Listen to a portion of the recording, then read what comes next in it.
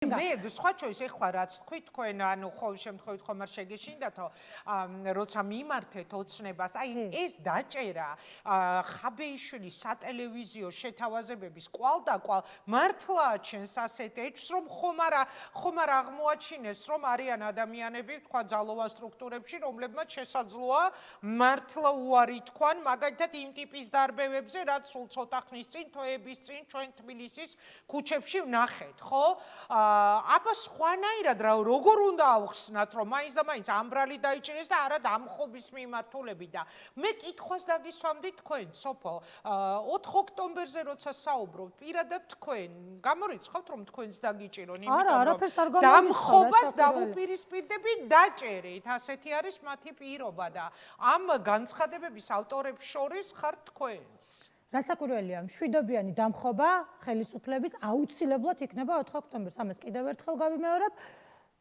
არანაირი შიში, არანაირი უკანდახევა მე დამიჭერენ?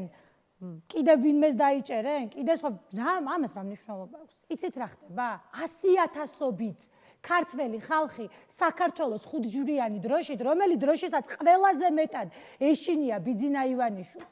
დროშა, რომელიც ყველაფერი წაგვართვა, მაგრამ ჯერჯერობით ვერ მოახერხა ხუთჯვრიანი დროშის წართმევა, რომელიც ძალიან უნდა რომ წაგვართვას.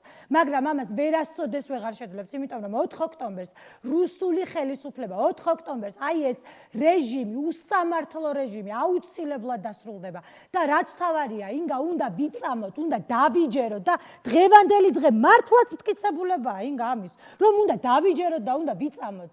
იმიტომ რომ რატო დაიჭირეს ლევან ხაბეიშვილი? მათ თუ არ ეშინიათ 4 ოქტომბრის, ხა ნებისმიერ პატარა ბავშვსაც რომ კითხო და ბრალი წაუკითხო, იმასაც კი გაეცინება, ხო?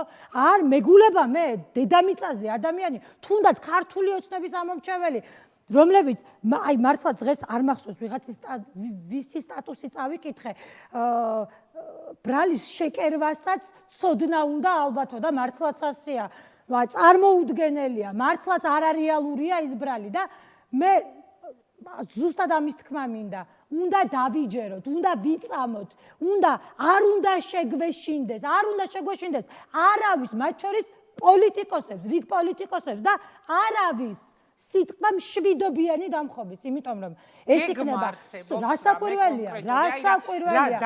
რა შეგიძლია თქვათ აი ამ გეგმის თაობაზე და ერთსაც აქვე კითხავდი, ეს ჩემი ბოლო კითხვა იქნება, ჯერ გეგმაზე მაინტერესებს პასუხი და მერე პლუს აი სულ ვრცელდება ინფორმაცია, უკვე იმდენი ინფორმაცია ვრცელდება, რომ გადამოწმება ძალიან რთულია, რომ შესაძლოა ხაბეიშვილის ხელში მოხდა რაღაცა ტიპის მტკიცებულებები, მათ შორის ვიდეო მტკიცებულებებიც. ეს უბრალოდ მოარული ხმებია.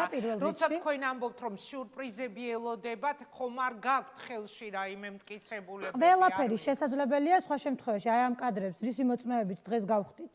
ამ კადრების მოწმეები ჩვენ ვერ გავხდებოდით, ყველაფერი არის შესაძლებელი, გეგმა აუცილებლად იქნება, ლევანმა სულ რამდენიმე დღის წინ ამაზე ისაუბრა, რომ რამდენიმე დღეში ის ამ გეგმას დადებდა და თუ ვინმეს გონია, რომ 4 კედელში გამომწყდეული ლევან ხაბეიშვილი ნაკლებს შეძლებს, ვიდრე შეძლებდა გარეთ მყოფი ძალიან ცდება.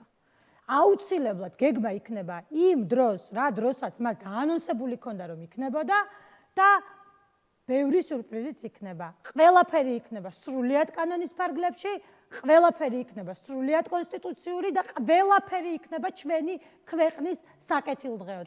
ბევრი ადამიანი დადგება ისტორიის სწორ მხარეს. ძალიან ბევრი ადამიანი და დღევანდელი დღე სწორედ აი ამ შიშის გამოხატულება. იმიტომ რომ რეჟიმმა ზუსტად იცის. შეუძლებელია მათ არ ქონდეთ ხოლმე ეს ყველაფერი გაგებული. არ არსებობს, მე ამის არ მჯერა, მათ ზუსტად იციან. რომ დღეს არც თუ ისე ცოტა ადამიანი არსებობს, რომელიც აუცილებლად დადგება სწორ მხარეს, ისტორიის სწორ მხარეს. და ეს აუცილებლად იქნება 4 ოქტომბერს, მეგობრებო, ქართული საქართველოს დროშით ხელში. 4 ოქტომბერს გელოდებით ყველა. აუცილებლად ეს დღე იქნება ჩვენი, თქვენი და ჩვენი ქვეყნის გამარჯვების დღე. ვიწამოთ, დავიჯეროთ ჩავკიდოთ ერთმანეთს ხელი, ვიდგეთ გარეთ 100,000-ობით ადამიანი და ეს გამარჯვება არის გარდაუვალი, რომელიც ჩვენ ქართულმა ხალხმა ინგა უკვე გაიმარჯვა. უბრალოდ ამ გამარჯვებას გავაფორმებთ 4 ოქტომბერს და ქართველი ხალხი რომ გამარჯვებულია ქართული ოცნების აი ამ დაუოკებელი შიში არის ამის ნაწილი. დიდი მადლობა. სოფო წარმატებას გისურვებთ. სოფო